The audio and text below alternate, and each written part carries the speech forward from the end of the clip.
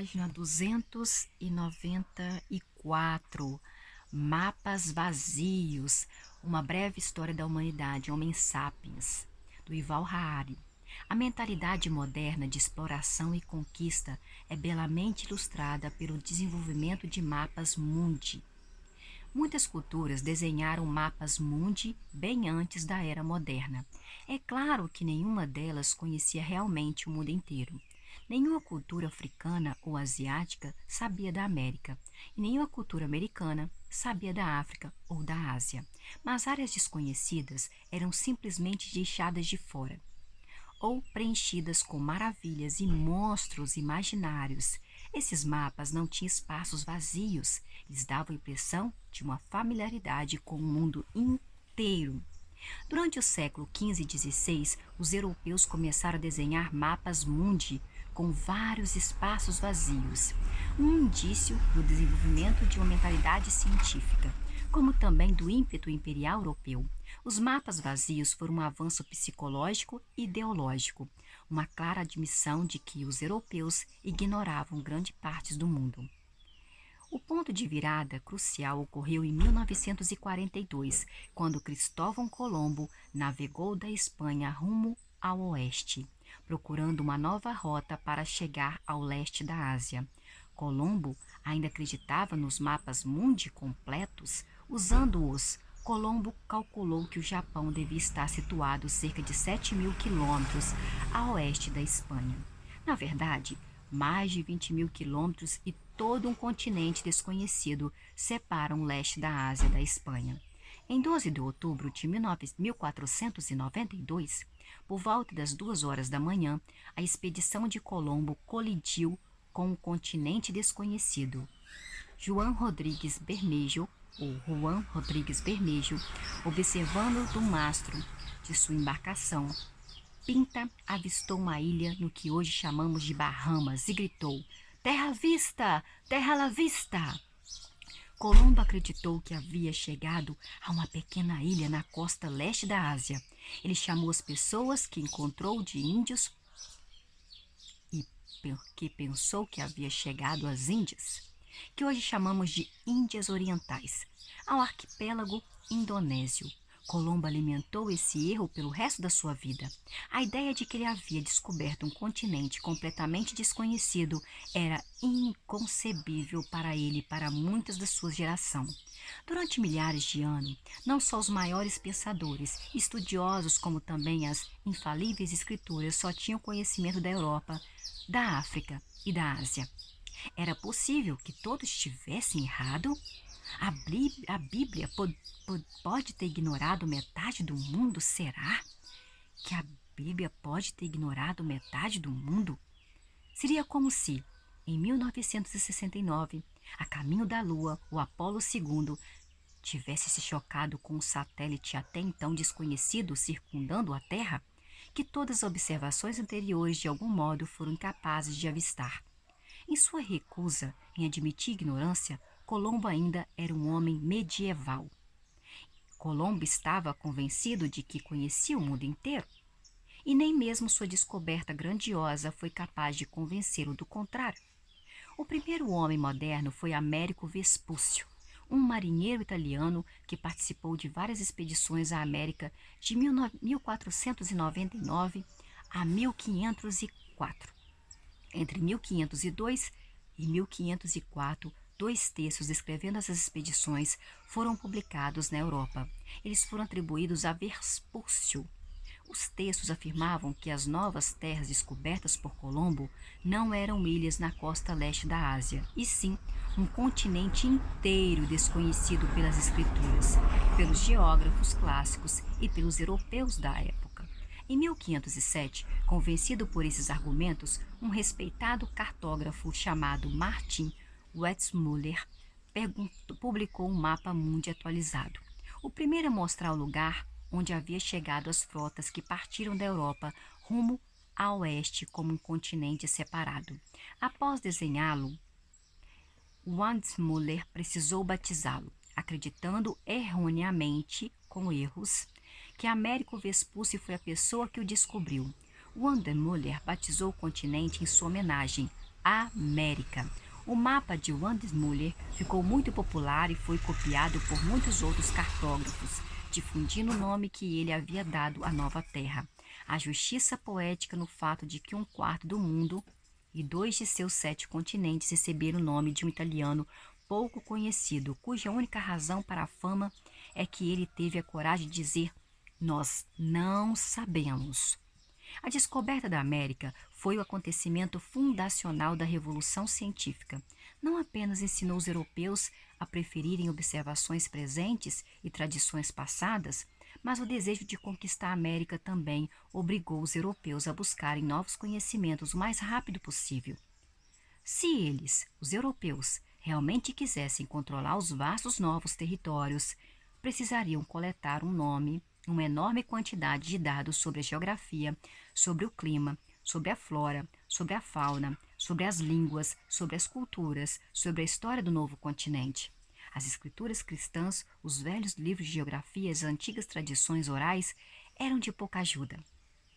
Daí em diante, não só os geógrafos europeus, como também os estudiosos europeus, em quase todas as outras áreas de conhecimento, começaram a desenhar mapas mundi com espaços a serem preenchidos. E começaram a admitir que suas teorias não eram perfeitas e que havia coisas importantes que eles ainda não conheciam.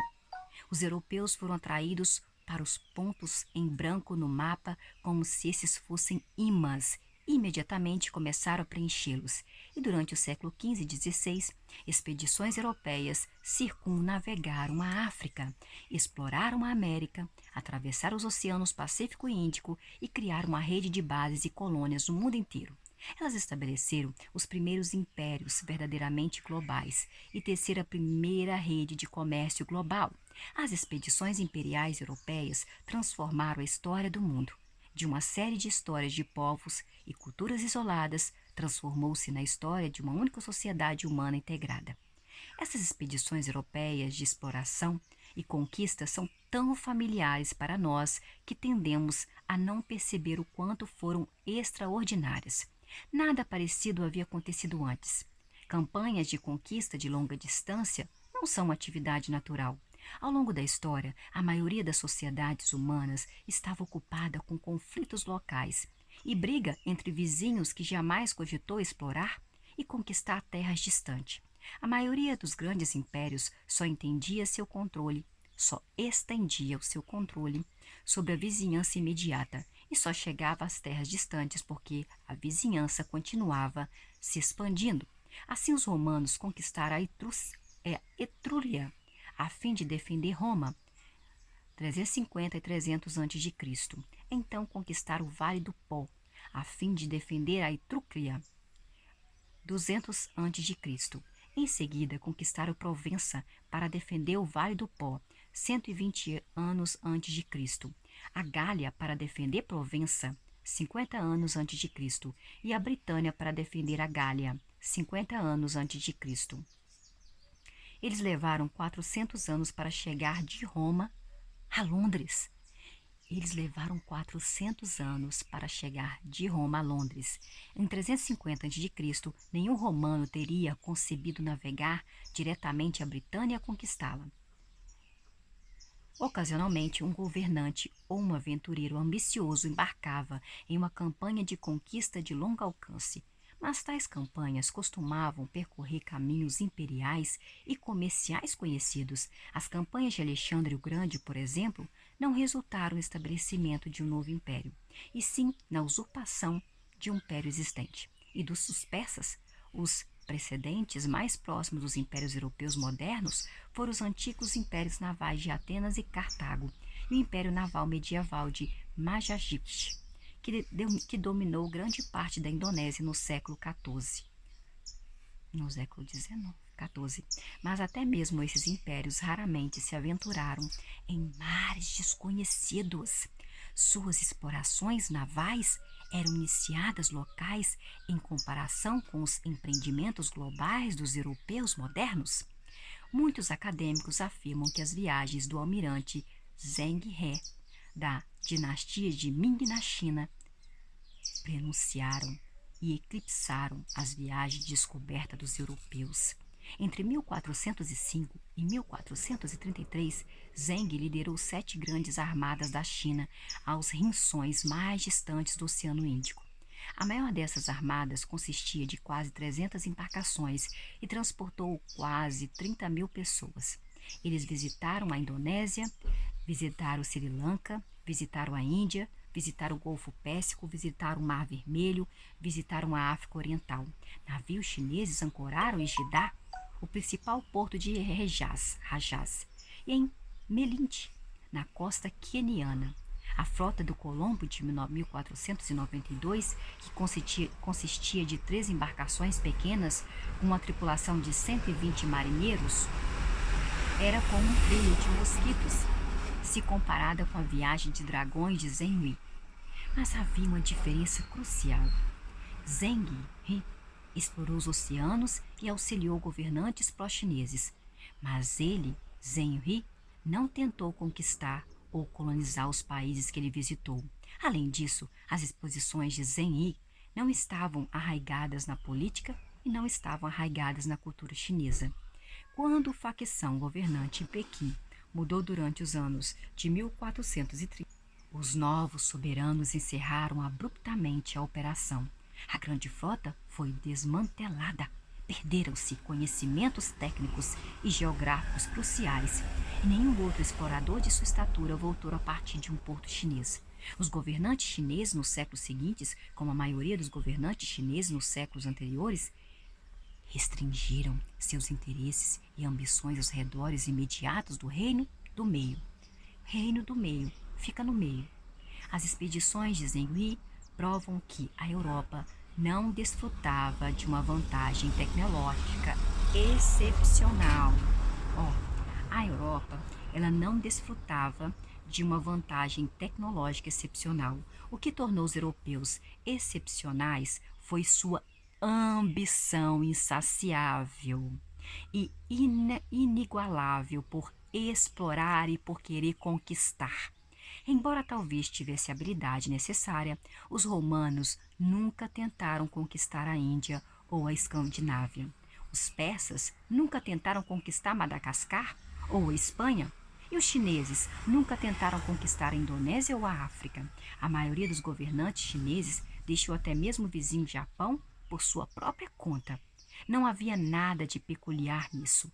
A peculiaridade é que os europeus no início da Era Moderna foram tomados por uma febre que os levou a navegar para terras distantes e totalmente desconhecidas, repleta de culturas estranhas, pisar nas suas areias e imediatamente declarar: reivindico todos esses territórios para o meu rei. Eu reivindicaria para mim, né? Reivindico todos esses territórios para o meu rei.